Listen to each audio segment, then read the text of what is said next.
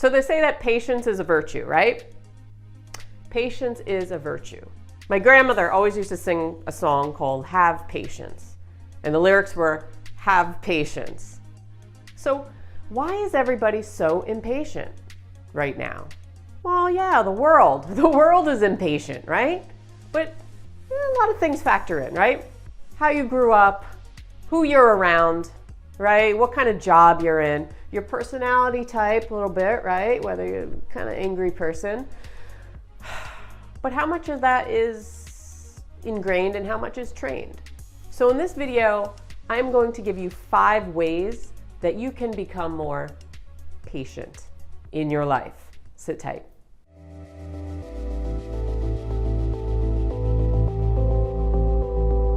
Welcome back to another video. My name is Jen Palco. Today we're going to talk all about patience and how you can get more of it. We live in a fast-track society. We live in a go world where it seems like nobody has patience anymore, right? Instant access on our phones, computers, whatever. We don't like to wait in line. We don't like to wait for things. We want instant gratification right now. But patience, on the contrary, is a virtue. We know this. Would you rather be a patient, calm person, or would you rather just be uptight and angry all the time? Because essentially, it's your choice. So in this video, I'm going to give you 5 tips to help you become more patient in your life.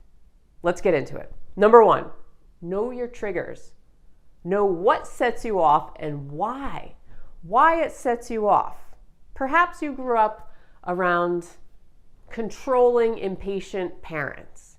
Perhaps you're in a job, you're around people who are constantly go, I need this now, get it to me now, blah, blah, blah. These states of like anger and control and just, like I said, the world we live in a little bit. But know why you're triggered, right? If you can be aware of it, first of all, that's your first step. A lot of us, we just react to things. We just react. Take traffic.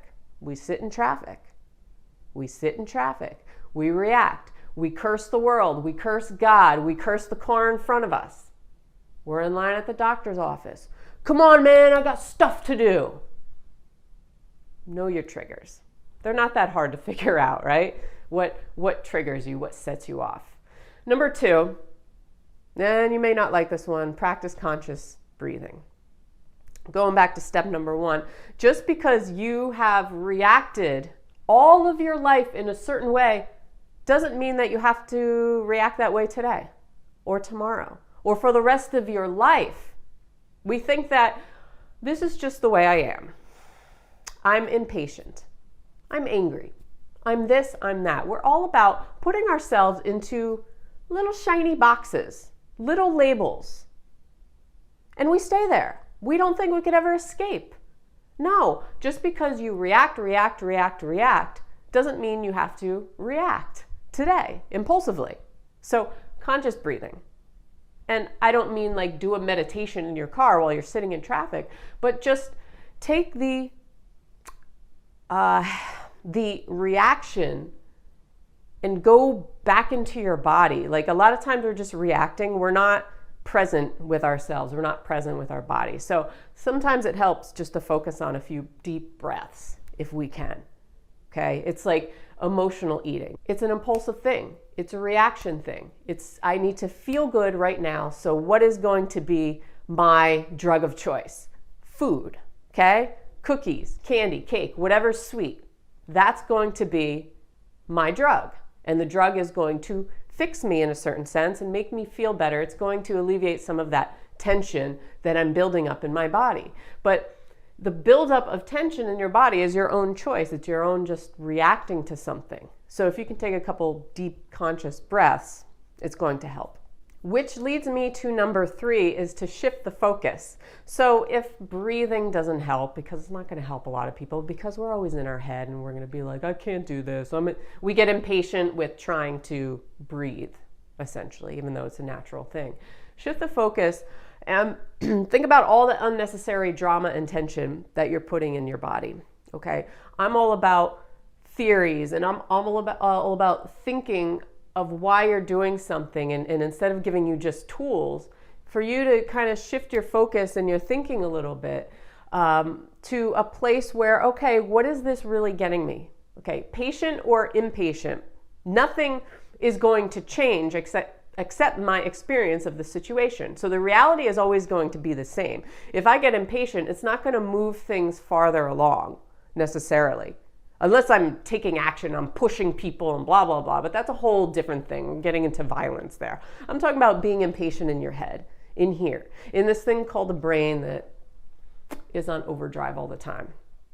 Okay? If you really, really, really, really, really, really, really, really think about it, by being impatient, it's changing nothing in your situation. The only thing it's doing is causing more tension and drama in your body, which essentially will lead to disease down the line if you're in that state all the time, 24/7, always tense, always impatient, always, And a lot of us aren't built for that. Majority of us aren't built for that. There's some people who, they like the high of the rush. But for other people, it's a detriment. Okay? It's a strain on the body's resources. So if you think about really, where is this getting me? It's getting me nowhere. So essentially, it's just discomfort in the body. It's discomfort in the body and nothing else. It's not changing the situation. It's your experience of the situation and the fact that you don't like feeling uncomfortable. But the more impatient you are, the more uncomfortable. The more uncomfortable, the more uncomfortable. So it's this cycle that doesn't seem to make sense. Number 4, boundary setting. A lot of us feel impatient because we fill our schedules with too many things. On a side note, here's a pet peeve of mine. When you ask people, if you haven't seen them in a while, how are you? How you doing? You know what their answer always is? Busy, so busy. Do you hate that? So many people say that. They can't say, oh, things are good, or things are okay, or things are crappy. Busy is the answer for everything these days. And it's always like in a negative light, right? Busy, but not in a good busy kind of way. Like busy, like bleh. We're slaves to this thing called time, right? So a lot of it is about boundary setting, and stop saying yes to everything or feeling the need to say yes to everything. Or we feel like we need to keep up and do the same things at 40 years old that we're doing at 20 because we feel like we need that to maintain balance in our lives. No, that's just the stories you're playing in your head. It's about boundary setting. It's about not always saying yes to everything, really prioritizing your schedule for the day.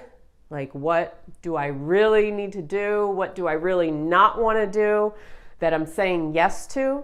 So it's about respecting yourself.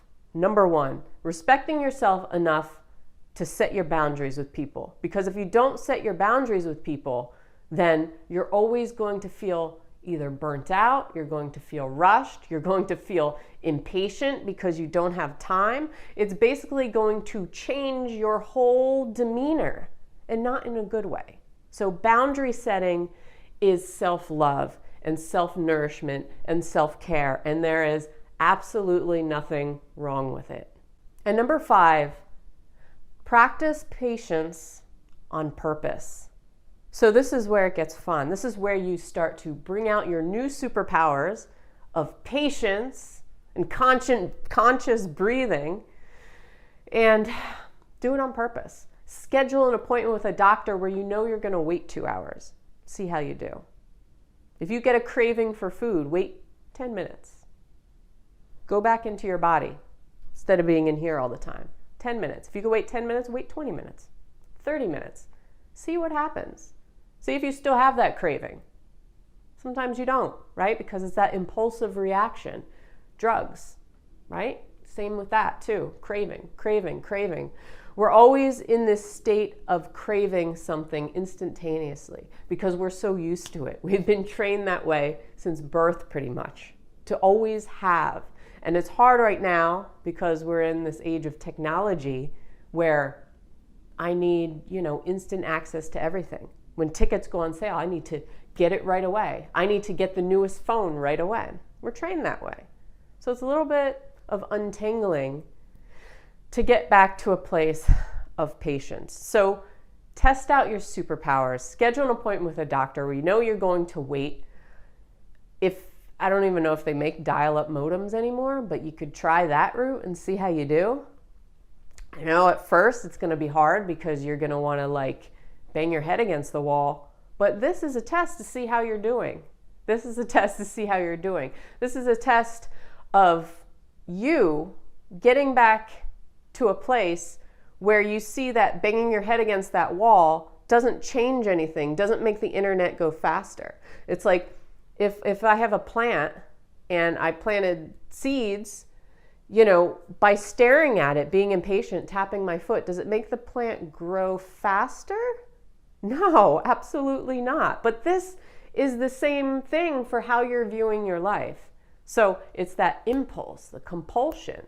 So if you can purposely sit in traffic, you can purposely stand in a line somewhere, test it. Test yourself out and see how you do, and realize that you don't have to be impatient just because you've always been that way. You see people around you that are impatient, and that's okay. Let them be impatient. Let them be angry. Let them have tension always in their body. But there is another way. There is another way, and it comes from being wise enough to understand that just because you've always been that way, you don't have to continue that way. That the result is going to be the same no matter what. It's just your experience of it is going to be a lot more pleasant if you practice these things. Like I said, we live in a world that is completely impatient. So you are going against the grain, essentially. But you know what? Who cares? Go against that grain. Because you know what? The most important thing is your happiness, your inner peace, and your ability to be patient in an impatient world. That right there is wisdom, baby. That right there is intense. That right there is a beautiful thing. So on that note, I hope you found this video helpful. Please let me know in the comments below. If you want more, please subscribe. I put out new videos every single week on all kinds of stuff: self-cultivation, self-development, self-growth, personal development, Chinese medicine, everything packaged into a nice little channel for you. So I hope you have a great day, and until next time, peace out.